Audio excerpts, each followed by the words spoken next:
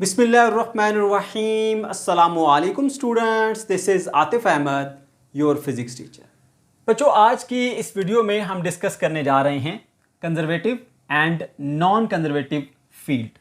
आज का हमारा टॉपिक एग्जाम के पॉइंट ऑफ व्यू से बहुत ही इंपॉर्टेंट है। ये topic as a long question भी पेपर में आता है। इसके अलावा यहाँ से कंसेप्चुअल क्वेश्चंस MCQs भी पेपर में दिए जाते हैं। तो इस टॉपिक को आपने बहुत ही अच्छे तरीके से अंडरस्टैंड करना है, इसका भरपूर कॉन्सेप्ट लेना है। ठीक है बच्चों, ओके। अब सबसे पहले हम ये सीख लेते हैं कि भाई फील्ड होती क्या है।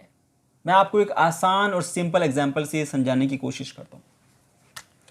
प्यारे बच्चों, आपने बचपन में मैग्नेट से ज़रूर खेला होगा। यहाँ पर मैं एक छोटा सा मैग्नेट बनाता हूँ। ये उसका नॉर्थ पोल आ गया, ये उसका साउथ पोल आ गया। ठीक है, आपने ऑब्जर्व किया होगा कि मैग्नेट के अराउंड एक ऐसा इलाका होता है, एक ऐसा रीजन होता है कि जहां पर कोई और मैग्नेट आएगा तो वो फोर्स एक्सपीरियंस करेगा। अट्रैक्टिव फोर्स भी हो सकती है, रिपल्सिव फोर्स भी हो सकती है, डिपेंड करता है कि कौन से पोल्स आमने सामने हैं। ठीक है, अब अगर मैं कोई और मैग्नेट का साउथ पोल यहाँ लेके आता हूँ इस रीजन से बाहर, तो कोई इसके ऊपर अट्रैक्टिव फोर्स अप्लाई नहीं होगी। मैं यहाँ की बजाय यहाँ से ले आता हूँ, डायरेक्शन चेंज करके यहाँ से ले आता हूँ, तो कोई भी अट्रैक्शन नहीं होगी जब तक मैं इस रीजन में इंटर नहीं करता इस मैग्नेट को। अब जैसे ही मैंने इसका साउथ पोल इस रीजन में इंटर कर दिया, तो अब इसके ऊपर जो है वो एक अट्रैक्टिव फोर्स अप्लाई होगी और ये इसको अपनी तरफ खींच लेगा। ठीक है, तो मैग्नेट के अराउंड ये वाला जो इलाका है कि जिसमें कोई और मैग्नेट आएगा तो वो फोर्स महसूस करेगा, इसको हम बोलते हैं मैग्नेटिक फील्ड। ठीक है, और ये हमारे पास एग्जांपल है जी फील्ड ऑफ फोर्स की। ठीक है, ये मैग्नेटिक फील्ड की फोर्स की एक फील्ड है। इसी तरह से जो चार्ज है, लाइक ये एक पॉजिटिव चार्ज है, इसके अराउंड भी एक ऐसा रीजन पाया जाता है कि जहां पर कोई और चार्ज आएगा तो वो फोर्स को महसूस करेगा। अगर मैं कोई पॉजिटिव चार्ज इससे बाहर रखता हूं यहां पर, तो इस पर कोई रिपल्सिव फोर्स अप्लाई नहीं होगी, या कोई नेगेटिव चार्ज मैं इससे बाहर रखता हूं तो कोई इसके ऊपर अट्रैक्टिव फोर्स अप्लाई नहीं होगी। ठीक है, किसी भी साइड पे आप लेके आ सकते हैं, यहां से पॉजिटिव चार्ज लेके आ जाइए, यहां पे नेगेटिव लेके आ जाइए, जब तक आप इस रीजन से बाहर हैं कोई भी फोर्स अप्लाई नहीं होगी। लेकिन जैसे ही आप इस रीजन में एंटर होंगे, यहां पर नेगेटिव चार्ज लेके आएंगे, तो वो इसकी तरफ अट्रैक्ट हो जाएगा, उसके ऊपर एक अट्रैक्टिव फोर्स अप्लाई हो जाएगी। या फिर आप यहां पर एक पॉजिटिव चार्ज लेके आ जाएंगे। ठीक है, तो पॉजिटिव चार्ज को रिपेल करेगा और यहां से इसको बाहर की तरफ निकाल देगा। ठीक है, तो याद रखिएगा कि जो इलेक्ट्रिक फील्ड होती है वो एक चार्ज के अराउंड एक ऐसा रीजन होता है कि जहां पर कोई और चार्ज आएगा तो वो फोर्स महसूस करेगा। ये होता है हमारे पास इलेक्ट्रिक फील्ड। इसी तरह से अर्थ के अराउंड भी एक ऐसा रीजन होता है, एक ऐसा इलाका होता है कि जहां पर कोई और ऑब्जेक्ट आएगा तो वो अर्थ की ग्रेविटेशनल फोर्स को एक्सपीरियंस करेगा, महसूस करेगा। उसे हम बोलते हैं ग्रेविटेशनल फील्ड। तो बच्चों, अब आपको समझ में आ गया होगा कि असल में फील्ड क्या होती है। फील्ड एक इलाका होता है, एक रीजन होता है, किसी भी बॉडी के अराउंड एक ऐसा इलाका कि जहां पर कोई और बॉडी आएगी तो वो फोर्स एक्सपीरियंस करेगी, महसूस करेगी। इसे हम बोलते हैं फील्ड। ठीक है, या फील्ड ऑफ फोर्स। ठीक हो गया। डिफाइन कैसे करेंगे इसको? Region around a body where it can influence other bodies by a force associated with it is called field of force. ठीक है, अब हम बात करेंगे इसकी एग्जांपल्स की। तो 3 एग्जांपल मैंने आपको बताई है, 2 यहां मेंशन की, आप चाहें तो तीनों भी लिख सकते हैं। नंबर 1 इलेक्ट्रिक फील्ड, ये वाली। नंबर 2 मैग्नेटिक फील्ड, ये वाली। Number 3 gravitational field. ठीक हो गया। अच्छा, अब हम आ जाते हैं जी इसकी टाइप्स के ऊपर। तो प्यारे बच्चों, 2 टाइप्स होती हैं इसकी। Number 1 conservative field, number 2 non conservative field. ठीक है, अब बच्चों कंजर्वेटिव फील्ड कौन सी होती है? जिस फील्ड में 2 प्रॉपर्टीज होंगी। ठीक है, ये 2 प्रॉपर्टीज मैंने यहां पे मेंशन की हैं, आपको बताता हूं। ये 2 प्रॉपर्टीज पाई जाएंगी, वो फील्ड कंजर्वेटिव होगी। Number 1 work done is independent of path. Number 2 work done in a closed path is 0। ये 2 प्रॉपर्टीज हैं। जिस फील्ड में ये 2 प्रॉपर्टीज पाई जाएंगी वो फील्ड कंजर्वेटिव फील्ड कहलाएगी। अब मैं आपको समझाता हूं थोड़ी डिटेल के साथ। पहली property, work done is independent of path. ठीक है, अगर फील्ड कंजर्वेटिव है तो फील्ड के अंदर किसी एक पॉइंट ए से किसी दूसरे पॉइंट बी तक जो आप वर्क करते हैं वो चाहे किसी भी पाथ को फॉलो करते हुए आप वर्क करें वो आपको बराबर मिलेगा। यानी यहाँ से डायरेक्ट आप इस पॉइंट तक चले जाएं, वर्क करें आप, या फिर आप पहले इधर जाएं फिर आप इधर जाएं। दो पाथ हैं, एक ये वाला पाथ है और एक ये वाला पाथ है। इस पाथ से किया गया वर्क और इस पाथ से किया गया वर्क आपके पास क्या होगा, बराबर होगा। ठीक है, ये पहली प्रॉपर्टी है जी कंजर्वेटिव फील्ड की। दूसरी property, work done in a closed path is zero. अगर आप इस पॉइंट ए से चले थे, आप वर्क करते करते करते करते दोबारा उसी पॉइंट ए के ऊपर आ गए, ठीक है, तो आपका जो वर्क डन है वो जीरो होगा। क्लोज पाथ में वर्क डन क्या होगा, जीरो। पहली प्रॉपर्टी कि वर्क इंडिपेंडेंट ऑफ पाथ होगा। आप किसी भी पाथ को फॉलो करते हुए वर्क करें, अगर आप एक पॉइंट से दूसरे पॉइंट तक पहुंचे हैं तो किसी भी पाथ को फॉलो करते हुए आप आ जाएं, आपका वर्क बराबर होगा। दूसरा, अगर आप वर्क एक क्लोज पाथ के अंदर करते हैं तो वर्क आपका जीरो होगा। ठीक है, ये दो प्रॉपर्टी है। तो मैंने यहां पर मेंशन किया है, a field is said to be conservative if it has the following properties. Number 1, work done is independent of path. Number 2, work done in a closed path is zero. अब यहां पे जो पेपर में आपको question दिया जाता है, आपको कहा जाता है कि आप साबित करें कि जो ग्रेविटेशनल फील्ड है वो एक कंजर्वेटिव फील्ड है। तो आपके माइंड में फौरन से आ जाएगा कि भाई कंजर्वेटिव फील्ड तो वो होती है जिसमें वर्क एक क्लोज पाथ में जीरो होता है और वर्क इंडिपेंडेंट ऑफ पाथ होता है। ठीक है, तो अब आपने इसको प्रूव करके ये बात बतानी है। ठीक है, तो बड़े ध्यान से समझना बच्चों, बहुत ही आसान है, कुछ भी मुश्किल नहीं है, लेकिन थोड़ी सी आपकी तवज्जो चाहिए होगी यहाँ पे। ठीक है, तो हेडिंग लगाइए मैंने यहाँ पे, gravitational field is a conservative field. ठीक हो गया। तो सबसे पहली जो प्रॉपर्टी है जी यहाँ पे, वो कौन सी प्रॉपर्टी है, वो ये वाली है कि work done is independent of path, and number 2, work done is in a closed path is zero. तो मैं यहाँ पर पहले क्लोज पाथ में वर्क को जीरो जो है वो प्रूव करूंगा। ठीक है, मैं मान लेता हूँ जी ये हमने ग्रेविटेशनल फील्ड के अंदर जो है ना वो एक पाथ ले लिया है, ए बी सी और ए, ये एक ट्राइंगल बनाई, ट्राइंगुलर पाथ है। ठीक है, मैं यहाँ से पहले ए से बी तक जाऊँगा, फिर बी से सी तक जाऊँगा, फिर सी से वापस ए पर आऊँगा, एक क्लोज पाथ हो गया। अब इस क्लोज पाथ में फिर मैंने वर्क कैलकुलेट करना है टोटल। अगर टोटल वर्क हो गया जीरो, ठीक है, तो इसका मतलब ये हुआ कि ग्रेविटेशनल फील्ड जो है वो फिर क्या है, कंजर्वेटिव फील्ड है। ठीक है, पहली प्रॉपर्टी। ओके जी, तो चलिए स्टार्ट करते हैं। तो हम लिखेंगे g, a body of weight mg, एक बॉडी जिसका वेट जो है वो हमारे पास mg, याद रहे कि वेट एक फोर्स है, ये बात भूलना नहीं है। mg, F is equal to mg, F force होती है ना, F is equal to mg, ये वेट की फोर्स है। Move in a closed path A B C closed path में जाती है। ठीक है, तो हम 3 पार्ट में इसको डिवाइड करते हैं। पहले हम ए से बी तक वर्क कैलकुलेट करेंगे। ये देखिए, ए पॉइंट से बी पॉइंट तक जो फासला है उसको मैं d1 कहूँगा, बी से सी तक फासला d2 और सी से ए तक फासला d3 है। ठीक हो गया। अच्छा, अब ये वो ऑब्जेक्ट है जिसको हमने मूव कराना है। सही है, अब यहाँ पे याद रखिएगा work done due to gravitational field है या ग्रेविटेशनल फोर्स है। ठीक है, तो यहाँ पे ए से बी तक वर्क कैलकुलेट करें। सबसे पहले तो वर्क का फॉर्मूला होता है फोर्स इनटू डिस्प्लेसमेंट। अब यहाँ पर कौन सी फोर्स होगी, इसके वेट की फोर्स। ठीक है, अच्छा जी ध्यान कीजिएगा, वेट हमेशा नीचे की तरफ एक्ट करता है। ये देखिए नीचे की तरफ एक्ट कर रहा है। ठीक है, और बॉडी को डिस्प्लेस हमने कराना है इस डायरेक्शन के अंदर। अब डिस्प्लेसमेंट इधर को जा रहा है और ये वेट या फोर्स नीचे को आ रही है। इन दोनों के दरमियान जो एंगल बन रहा है वो क्या बन रहा है, 90 डिग्री। ठीक है, ये देखिए वेट नीचे को और डिस्प्लेसमेंट इधर को, ये देखिए एंगल क्या बन रहा है, 90 डिग्री। ठीक है, तो यहाँ पे वर्क जब कैलकुलेट करेंगे तो work from point A to B वो क्या होता है, फोर्स इनटू डिस्प्लेसमेंट। फोर्स है जी वेट की mg, डिस्प्लेसमेंट है जी हमारे पास d1 और कॉज ऑफ 90 डिग्री, क्योंकि इन दोनों के दरमियान एंगल कितना है, 90। तो कॉज 90 पे 0 होता है, 0 इंटू समथिंग इज 0, तो पूरा वर्क क्या हो जाएगा, 0। ए से बी तक वर्क 0। फिर बी से सी तक जाइए, so work from point B to point C, again यहाँ पे फोर्स इनटू डिस्प्लेसमेंट। अब जो बॉडी है वो यहाँ से आप इसको ऊपर की तरफ डिस्प्लेस करा रहे हो। ठीक है, अब देखो जी डिस्प्लेसमेंट ऊपर को है और बॉडी का जो वेट है वो हमेशा नीचे की तरफ होता है। तो ये देखिए वेट नीचे की तरफ और डिस्प्लेसमेंट ऊपर की तरफ, और जब दो वेक्टर बिल्कुल अपोजिट डायरेक्शन में आ जाएं तो उनके दरमियान में जो एंगल होता है वो 180 डिग्री होता है। ये देखिए वेट एग्जैक्टली डाउनवर्ड और डिस्प्लेसमेंट अपवर्ड, तो एक ऊपर की तरफ वेक्टर एक नीचे की तरफ वेक्टर, तो इनमें एंगल बनेगा वो हमारे पास 180 होगा। याद रखिएगा जब दो वेक्टर अपोजिट हो, एग्जैक्टली अपोजिट, तो उनमें जो एंगल होता है वो 180 डिग्री होता है। ठीक, तो यहाँ पे बी से सी तक वर्क कैलकुलेट करना है। फोर्स आ गई mg, डिस्प्लेसमेंट आ गया हमारे पास d2, यहाँ से यहाँ तक d2 डिस्प्लेसमेंट है, और कॉज ऑफ 180, कॉज 180 पे क्या होता है हमारे पास -1। ठीक है, तो -1 की जगह माइनस लग गया, mg d2, ये आ गया हमारा work from point B to point C.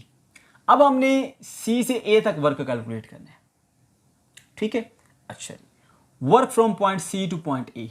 अब यहाँ पर देखिए बॉडी यूँ आ रही है, इसमें जो वेट है, हम अभी भी आपको पता है कि वेट हमेशा डाउनवर्ड होता है, ये डाउनवर्ड आ रहा है आपके पास। ठीक है, और डिस्प्लेसमेंट जो है वो इस तरफ को है। अब देखिए ज़रा, अब यहाँ पर जो डिस्प्लेसमेंट है ना और जो आपके पास फोर्स है, उनके दरम्यान एंगल मैं आपको समझाना चाह रहा हूँ। देखिए ये बनी हुई है डायग्राम हमारी ऐसे, यहाँ पर है एंगल थीटा। ठीक है, अब यहाँ पे नीचे की तरफ वेट एक्ट कर रहा है ऐसे, ये है mg, और ये आपके पास डिस्प्लेसमेंट है। याद रखिएगा, अगर एंगल थीटा यहाँ पर है तो यहाँ पर भी एंगल थीटा ही होगा, क्योंकि हमने मैथ्स में कंसेप्ट पढ़ा कि अगर दो पैरेलल लाइंस हैं, उसको तीसरी यूँ क्रॉस करती है तो ये वाला एंगल और ये वाला एंगल हमारे पास इक्वल होते हैं। ठीक है, तो यहाँ पर देखिए ये भी वर्टिकल लाइन है और ये भी बिल्कुल एग्जैक्टली डाउनवर्ड वर्टिकल लाइन है, ये दोनों पैरेलल बन गई, थर्ड उनको क्रॉस कर रही है, तो जो एंगल यहाँ पर वही एंगल यहाँ पर भी होगा, इसलिए यहाँ पर एंगल थीटा है। अब यहाँ पर डिस्प्लेसमेंट में और फोर्स में एंगल थीटा है, हमें नहीं पता थीटा की वैल्यू कितनी है, बट थीटा है, अननोन एंगल। ठीक है, तो हमने लिख दिया जी यहाँ पर फोर्स इंटू डिस्प्लेसमेंट, क्योंकि वर्क का फॉर्मूला क्या होता है, फोर्स इंटू डिस्प्लेसमेंट और साथ में cos theta, F D cos theta. ये फोर्स आ गई वेट की, और ये डिस्प्लेसमेंट आ गई यहाँ से यहाँ तक d3 और कॉज ऑफ थीटा, क्योंकि थीटा की वैल्यू पता ही नहीं है तो d थीटा ही रहेगा। अब देखिए जी, हमने यहाँ पर टोटल वर्क निकालना है, लेकिन टोटल वर्क से पहले आपने एक काम करना है। अब बज़ाहिर ऐसा लग नहीं रहा कि टोटल वर्क जीरो है, क्योंकि ये तो जीरो हो गया, ठीक है, ये -mg d2 है, और ये आ गया हमारे पास क्या था, mg d3 cos थीटा। अब ये अगर इन सबको ऐड करें तो बज़ाहिर लगता नहीं है जीरो हो जाए, थोड़ा सा अब यहाँ पे आपने स्मार्ट वर्क करना है। ये देखिए, ये लिखा हुआ है d3 और ये लिखा हुआ है cos theta. d3 cos theta जो है वो बराबर होता है d2 के। किस तरह से, यहाँ पे बच्चों को कंफ्यूजन होती है, बच्चों ध्यान से बात सुनिएगा। मैंने सिर्फ इस डिस्प्लेसमेंट को लिया, ये सी से लेकर ए तक d3, मैंने यहाँ पर d3 को ड्रा किया। ठीक है, अब इसको मैं कंपोनेंट्स में ब्रेक करता हूँ, एक ये कंपोनेंट आ जाता है, दूसरा कंपोनेंट ये आ जाता है। इस d3 को दो कंपोनेंट में ब्रेक किया, एक ये कंपोनेंट, दूसरा ये कंपोनेंट। अच्छा, अब याद रखिएगा थीटा के ऑपोजिट हमेशा परपेंडिकुलर होता है, और परपेंडिकुलर में साइन यूज होता है। अगर ये d3 है तो ये d3 साइन थीटा बन जाएगा, तो फिर ये बन गया बेस, तो ये बन जाएगा d cos थीटा। बेस में cos आता है, परपेंडिकुलर में साइन आता है। ठीक है, जैसे आपने अक्सर देखा होगा कि अगर एक फोर्स F है, ठीक है, F फोर्स है, आप उसको कंपोनेंट में रिजॉल्व करते हो तो क्या करते हो, एक फोर्स का कंपोनेंट ये आ गया, दूसरा ये आ गया, यहाँ पर एंगल थीटा है, ये क्या होता है, बेस वाला कंपोनेंट F cos थीटा, ये परपेंडिकुलर F sin थीटा। तो इसी तरह यहाँ पर भी ये d3 था, इसका एक ये बेस कंपोनेंट और ये परपेंडिकुलर कंपोनेंट, क्योंकि थीटा के अपोजिट परपेंडिकुलर होता है, तो ये बन गया d3 sin थीटा, ये बन गया d3 cos थीटा।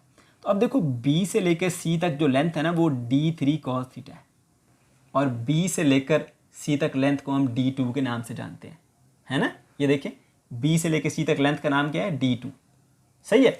तो यहाँ पर देखो ये d3 cos थीटा बराबर आ गया d2 के, तो हमने यहाँ पर ना ये d3 और cos थीटा की जगह पर लिख दिया d2, सो mg इंटू d2। ऐसा क्यों किया, ताकि हमारा टोटल आंसर जीरो आ जाए। ये क्या था, -mg d2, ये क्या बन गया, mg d2। अब जब मैं इन सबको ऐड करूँगा, टोटल वर्क a से b तक, b से c तक और c से a तक, देखो a से b तक, b से c तक और c से a तक, तो मैं इनको ऐड करता हूँ। पहला तो था जीरो, दूसरा क्या था हमारे पास mg d2, तीसरा क्या था -mg d2। अब plus mg d2 minus mg d2 cut जाएंगे, ये तो वैसे ही जीरो था, तो टोटल वर्क आपके पास क्या आ गया, जीरो। तो पता चला कि एक क्लोज पाथ के अंदर जब वर्क किया गया तो वो वर्क क्या आ रहा है आपके पास, टोटल वर्क जीरो आ रहा है। तो जो एक कंडीशन है वो यहाँ पे फुलफिल हो रही है। ठीक है, जो दो कंडीशन थी कि अगर ग्रेविटेशनल फील्ड एक जो है वो कंजर्वेटिव फील्ड है तो work done in a closed path zero होना चाहिए, और वो हो गया।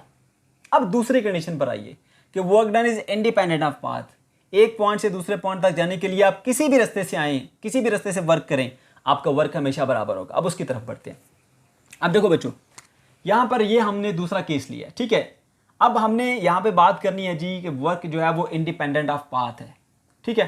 ہم کیا کرتے ہیں یہاں پہ جو یہ ڈائیگرام لیے اس میں ہم 2 پاتھ لے لیتے ہیں. ٹھیک ہے. ایک پاتھ جو ہے وہ ہمارا ہے جی جو ہم سٹارٹ کرتے ہیں سی سے, آتے ہیں بی کی طرف اور پھر بی سے اے کی طرف. ٹھیک ہے. اور جو دوسرا پاتھ ہے ہمارا وہ ڈائریکٹلی ہم کیا کرتے ہیں, ہم آ جاتے ہیں سی سے اے کی طرف. دیکھیے ذرا, یہ پہلا پاتھ سی سے بی اور بی سے اے کی طرف. ٹھیک ہے. دوسرا پاتھ کیا ہے, ڈائریکٹلی آپ سی سے اے کے اوپر آؤ. یہ 2 پاتھ ہم نے لے لیے. اب ہم پروف کرتے ہیں کہ ان دونوں پاتھ پہ کیا ورک برابر ہے یا نہیں برابر. ٹھیک ہے. چلیے دیکھتے ہیں. تو ہم پہلے پاتھ 1 کنسیڈر کرتے ہیں, یعنی سی سے بی پر آئیں گے اور پھر بی سے اے پر جائیں گے. رائٹ. اچھا جی. تو یہاں پہ ہم نے شروع کر لیا, یہاں سے ہمارا جو ہے وہ سفر شروع ہوا سی پوائنٹ سے, چلتے چلتے پھر ہم بی پر آئے, پھر ہم بی سے اے پر گئے. ٹھیک ہے. 2 ٹکڑوں میں اس کو ہم بانٹ دیتے ہیں, بی سے سی تک ورک اور بی سے اے تک ورک, سوری سی سے بی تک اور پھر بی سے اے تک ورک. تو سب سے پہلے ہم کیلکولیٹ کر لیتے ہیں جی work from point C to point B, C to be تک. ٹھیک ہے. اچھا اب یہاں پہ دیکھیے تو جو فورس ہے وہ ہمارے پاس ویٹ کی ہے, ایم جی فورس آ گیا. ڈسپلیسمنٹ یہاں سے یہاں تک جو کور کیا وہ D2 ہے, تو D2 آ گیا. ٹھیک ہے. اب دیکھیے یہاں پہ غور کیجیے گا, ویٹ نیچے کو ایکٹ کر رہا ہے, ہمیشہ نیچے کو ایکٹ کرے گا. آپ کا جو ڈسپلیسمنٹ ہے وہ بھی اوپر سے نیچے کی طرف ہے, تو دونوں پیرالل ہو گئے. تو پیرالل کے کیس کے اندر اینگل تھیٹا کی ویلیو ہو جاتی ہے 0, تو یہاں پر cos 0 ہو جائے گا. ٹھیک ہے. تو یہ ایم جی D2 اور cos 0 1 بن جاتا ہے, یہ بن جائے گا ایم جی D2. یہیں پر روک دیجیے. پھر آپ کا ورک جو ہے وہ بی سے لے کر اے پوائنٹ تک. ٹھیک ہے. ڈسپلیسمنٹ ادھر کو اور جو فورس ہے یعنی ویٹ کی فورس وہ نیچے کو, تو فورس میں اور ڈسپلیسمنٹ کے درمیان جو اینگل بن جاتا ہے وہ 90 بن رہا ہے. ٹھیک ہو. یہ دیکھیے ڈسپلیسمنٹ ادھر کو جا رہا ہے, فورس نیچے کو لگ رہی ہے, تو دونوں کے درمیان اینگل کتنا بن گیا 90. رائٹ. تو آپ کا جو ورک ہے from point B to point a, be سے اے, ٹھیک ہے, یہاں سے یہاں تک, اس کو کیلکولیٹ کرنا ہے. فورس آ گئی ایم جی, ڈسپلیسمنٹ آ گیا D1, یہ D1 ڈسپلیسمنٹ, اور cos آف 90, cos 90 پہ 0 ہوتا ہے, تو 0 انٹو سم تھنگ از 0, یہ پورے کا پورا 0 ہو گیا. اب آپ اس پاتھ کا پورا ورک نکالیے سی سے بی تک اور پھر بی سے اے تک. So work from C to be and be to اے, وہ بن جائے گا work from C to be plus work from B to اے, یعنی یہاں سے یہاں تک ورک پلس یہاں سے یہاں تک ورک. ٹھیک ہے. تو اب سی ٹو بی ورک تھا ہمارے پاس, سی ٹو بی کہاں تھا, سی ٹو بی وہ تھا ہمارے پاس, کہاں گیا سی ٹو بی, یہ رہا ایم جی D2, اور جو دوسرا تھا بی ٹو اے وہ ورک کتنا تھا, وہ ہمارے پاس 0 تھا. تو ایک 0 اور دوسرا ایم جی D2, اس کو ادھر لکھنا چاہیے تھا, اس کو ادھر لکھنا چاہیے تھا, بائی مسٹیک میں نے ان کی جگہ چینج کر دی. بہرحال آپ کو سمجھ آ گیا ہوگا. دونوں کو ایڈ کریں گے تو بن جائے گا ایم جی D2. یہ ہمارا ایک پاتھ کا ٹوٹل ورک آ گیا, جو ہم پہلے یہاں سے یوں آئے پھر یہاں سے یوں گئے. اب یہیں رک جائیے. اب آئیے دوسرے پاتھ پہ. اب ہم یہاں سے یوں نہیں آئیں گے, اب یہاں سے سیدھا سلائڈ کر کے نیچے آئیں گے, سی سے ڈائریکٹلی اے پر آئیں گے. ٹھیک ہے. تو جب آپ سی سے ڈائریکٹلی اے پر آتے ہیں تو اب کیا ہوگا, اب آپ نے جو دیکھا جو فورس ہے وہ ویٹ کی ایم جی, اور جو ڈسپلیسمنٹ یہاں سے یہاں تک کور کیا وہ D3 ہے آپ کا. ٹھیک ہے. اب آپ کا جو cos آف تھیٹا یعنی کہ ڈسپلیسمنٹ اور ڈسپلیسمنٹ کے ساتھ جو آپ کی جو ویٹ ہے ان کے درمیان جو اینگل ہے وہ تھیٹا ہوگا. کیوں تھیٹا ہوگا, میں نے وہ آپ کو وہاں پر کنسیپٹ دیا تھا اس چیز کا. ٹھیک ہے. تو یہاں پر پھر آپ نے اسی طرح لکھنا ہے M G D3 cos of theta. ٹھیک ہے. اگر یہاں پر اینگل تھیٹا ہے تو پھر یہ ویٹ اور ڈسپلیسمنٹ کے درمیان میں بھی اینگل تھیٹا ہی ہوگا اکارڈنگ ٹو دیٹ کنسیپٹ. اچھا جی. تو اس کو ایز اٹ از رکھا آپ نے, یہ بن جائے گا M G D3 cos theta. یہاں پر میں نے بریکٹ میں کر دیا D3 cos تھیٹا کو. تو میں نے یہاں پر بتایا تھا آپ کو کہ یہ D3 کو اگر کمپوننٹ میں بریک کرو تو ایک کمپوننٹ بنتا ہے یہ والا D3 cos تھیٹا, یہ بنتا ہے D3 sin تھیٹا. تو B سے لے کر C تک جو کمپوننٹ ہے اس کی ویلیو D3 cos تھیٹا ہے, جبکہ اس کی دوسرا نام D2 ہے. ٹھیک ہے. اس لیے ہم کہتے ہیں کہ D2 برابر ہے D3 cos تھیٹا کے.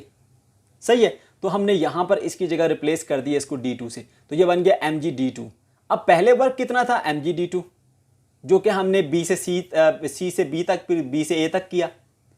اب ورک کتنا ہے جو ڈائریکٹ سی سے اے پر آئے, وہ بھی ہمارے پاس ایم جی D2 ہے. تو یہ بھی ایم جی D2, یہ بھی ایم جی D2. تو اس پاتھ سے آ کے ورک کر کے دیکھ لیا, اس پاتھ سے آ کے ورک کر کے دیکھ لیا, دونوں طرف جو ورک کی ویلیو ہے وہ برابر ہے. تو ثابت ہوا کہ یہاں پر جو ورک ہے وہ انڈیپینڈنٹ آف پاتھ بھی ہے. تو دوسری کنڈیشن بھی یہاں پہ فلفل ہوئی. تو ہم یہ کہیں گے کہ بھئی ہمارے پاس جو گریویٹیشنل فیلڈ ہے وہ ایک کنزرویٹو فیلڈ ہے. تو آپ کا یہ امپورٹنٹ لانگ کویشچن بھی پیپر میں آتا ہے, شارٹ میں بھی آتا ہے تو اس کو بہت اچھے طریقے سے تیار کر لیجئے. رائٹ, اوکے جی. اب ہم آگے بڑھتے ہیں اور بات کرتے ہیں جی نان کنزرویٹو فیلڈ کی. نان کنزرویٹو فیلڈ کیا ہوتی ہے؟ ٹھیک ہے بچوں, نان کنزرویٹو فیلڈ میں یہ ہوتا ہے کہ بھئی آپ نے ایک پوائنٹ سے دوسرے پوائنٹ تک جاتے ہوئے جو ورک کیا وہ ڈپینڈ کرتا ہے. کس چیز پہ ڈپینڈ کرتا ہے؟ پاتھ پہ. انڈیپینڈنٹ آف پاتھ وہ نہیں ہوگا. ٹھیک ہے. A non-conservative field is a field in which work depend on the path and in a closed loop work is not equal to zero. اور نہ ہی closed loop کے اندر work جو ہے وہ زیرو ہوتا ہے. اس کی ایگزامپل جو ہے وہ ہمارے پاس فرکشنل فورس ہوتی ہے, وسکس ڈریگ فورس ہوتی ہے, ایئر ریزسٹنس ہوتی ہے. ٹھیک ہے. اب میں آپ کو چھوٹی سی ایگزامپل سے سمجھانے کی کوشش کرتا ہوں. دیکھیے آپ کے پاس یہ ایک ٹیبل ہے. ٹھیک ہے, یہ ایک ٹیبل آ گیا. صحیح ہے. اب آپ نے یہاں سے پوائنٹ اے سے پوائنٹ بی تک جو ہے وہ ایک بک کو ڈسپلیس کرانا ہے. ٹھیک ہے, یہاں سے آپ سیدھا اس بک کو یوں ڈسپلیس کراتے ہیں. ٹھیک ہو گیا. اچھا, دوسرا طریقہ کار کیا ہے؟ آپ یہاں سے یوں جاتے ہیں, پھر یوں جاتے ہیں, پھر یوں جاتے ہیں, پھر یوں, پھر ایسے, اور پھر آپ یہاں سے یوں آتے ہیں. تیسرا طریقہ یہ آپ کا, یہاں سے یوں آتے ہیں اور یہاں سے یوں. ٹھیک ہے. تو ان تینوں سچویشن میں جو ورک ہوگا ڈیو ٹو فرکشن وہ ڈفرینٹ ہوگا, ایک جیسا نہیں ہوگا. ٹھیک ہے. سب سے کم اس کیس میں ہوگا. اگر آپ یہاں سے یوں جائیں گے, پھر یوں آئیں گے, پھر یوں آئیں گے, پھر یوں کرتے کرتے یہاں پر پہنچیں گے, تو اس کیس کے اندر جو ورک ہوگا ڈیو ٹو فرکشن وہ زیادہ ہو جائے گا. اس کیس کے اندر کم ہوگا. اس کیس میں انٹرمیڈیٹ یعنی درمیانہ ہوگا. ٹھیک ہے. تو جب آپ ایک پوائنٹ سے دوسرے پوائنٹ تک باڈی کو لے کے جاتے ہیں, ٹھیک ہے, یہاں پر جو ورک ہے نا وہ ڈپینڈ کرتا ہے پاتھ کے اوپر. Work done due to friction جو ہے وہ ڈپینڈ کرتا ہے پاتھ کے اوپر. اگر پاتھ چینج کرو گے تو ورک کی ویلیو بھی چینج ہوگی. اس لیے یہ ہمارے پاس جو ہے وہ ایک نان کنزرویٹو فورس ہے. ٹھیک ہے. اس کے علاوہ اگر آپ ایک کلوز لوپ میں موو کرتے ہیں, یعنی یہاں سے آپ نے ایک بک کو ڈسپلیس کرایا کرتے کرتے پھر یہاں سے دوبارہ اسی پوائنٹ کے اوپر آ گئے, ٹھیک ہے, تو یہاں پر جو ورک ڈیو ٹو فرکشن ہے وہ زیرو نہیں ہوتا. بات سمجھ گئے؟ اوکے جی. تو یاد رکھیے گا کہ نان کنزرویٹو ہمارے پاس فیلڈ یا نان کنزرویٹو فورسز وہ ہوتی ہیں جس میں work done in a close path zero نہیں ہوتا اور وہ ان کا جو ورک ہے وہ انڈیپینڈنٹ آف پاتھ نہیں ہوتا. تو پیارے بچوں, یہ تھا ہمارا آج کا لیکچر. اگر آپ کو کوئی کنفیوژن ہے یا کسی قسم کا کوئی پرابلم ہے تو کمنٹ سیکشن کے اندر آپ ضرور پوچھ سکتے ہیں. ویڈیو اگر اچھی لگی تو اس کو لازمی سے لائک کیجیے گا. اگر چینل کو ابھی تک سبسکرائب نہیں کیا ہے تو اس کو لازمی سے سبسکرائب کر لیجئے اور اپنے دوستوں کے ساتھ بھی اس کو شیئر کیجیے گا. اللہ حافظ.